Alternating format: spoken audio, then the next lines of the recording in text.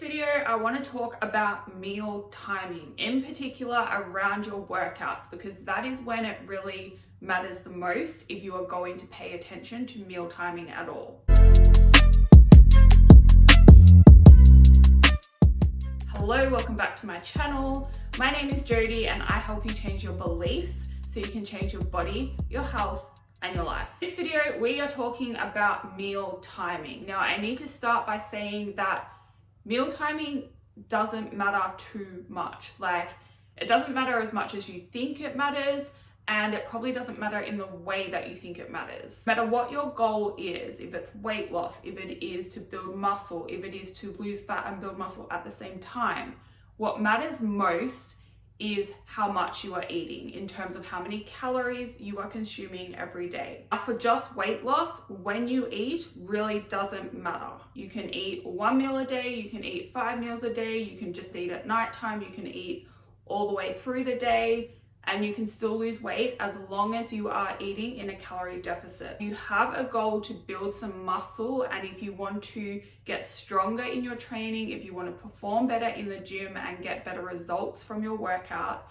then what you eat around your workouts does matter. That's why I wanted to make this video to share with you what I recommend you eat around your workouts. And when I say workouts in this video, I mean weight training workouts. I'm not talking about cardio at all. When it comes to fasted cardio or fed cardio, you can do whichever one you prefer and it's fine. When it comes to your weight training workouts, the goal of these workouts should be to push yourself hard enough to improve in some way on the week before. This is known as progressive overload, and that is how you are going to get results from your weight training. It's very important. If you want to build muscle, if you want to get a tighter, leaner, more toned body and actually have effective weight training workouts, you want to make sure you are fueling your workouts enough, and also making sure you're fueling your body after your workouts to optimize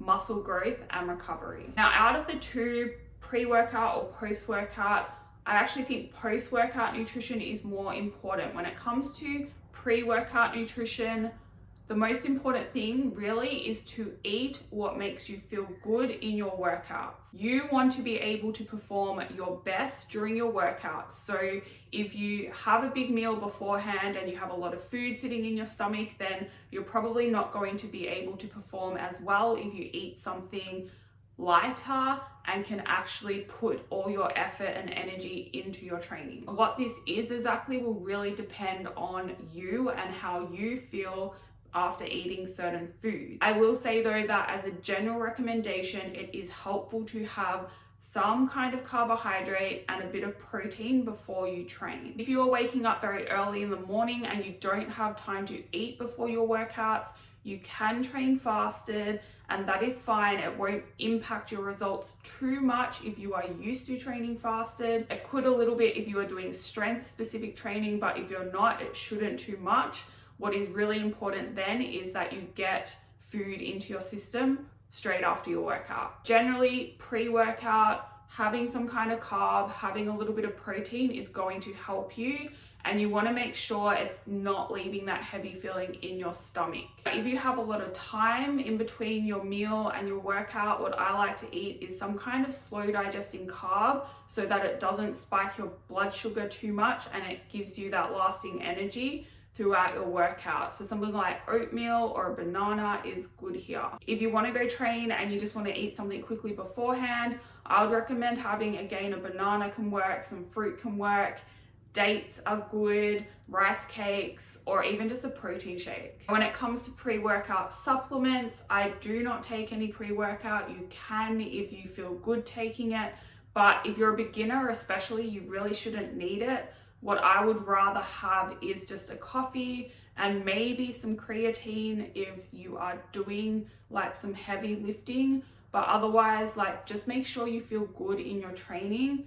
That is going to depend on you. You don't really need to spend money on supplements, but if you want to, you can. When it comes to post-workout nutrition, this is probably more important. Like if you have to worry about one or the other, I would worry about what you are getting into your system after your workouts. Ideally, you want to eat a meal containing mostly protein and carbs as quickly as possible. Now, if you have, just say you do your workout, then you have to wait 2 hours to go out for dinner or something, then it could be helpful to have a protein shake or have some Greek yogurt after your workout, something not too heavy, but something that is going to get into your system and help tie you over before your meal. But if you have to wait 2 hours and just say you don't have calories to spend on food in those 2 hours while you're waiting, then that's fine. Like it's not going to make the biggest difference at the end of the day, especially if it's not happening all the time. Now, when it comes to carb selection post-workout, if you are eating straight after a weight training session, it's actually the best time to have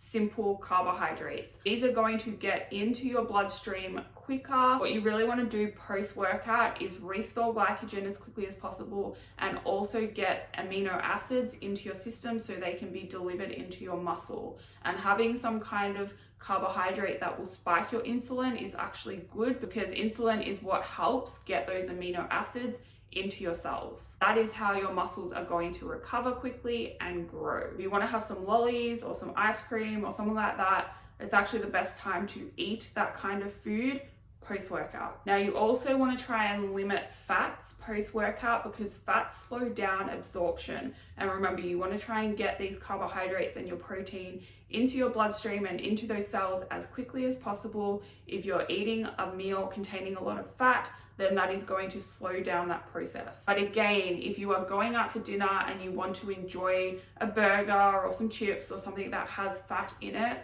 don't worry about it. Like it's not going to make the biggest difference. Your calorie intake matters most, and then your protein intake. Meal timing is just that extra little thing that you can pay attention to once you know how to be consistent with tracking your calories and hitting your protein target. If you're not consistently hitting a calorie and protein target, focus on this first before you even worry about meal timing. Meal timing at the end of the day isn't going to help get you results. It is going to potentially help get you slightly better results once you've got the basics covered. One thing I forgot to mention is supplements post-workout. You do not need supplements at all. You can just have a regular meal or some snacks that have protein and carbs in them.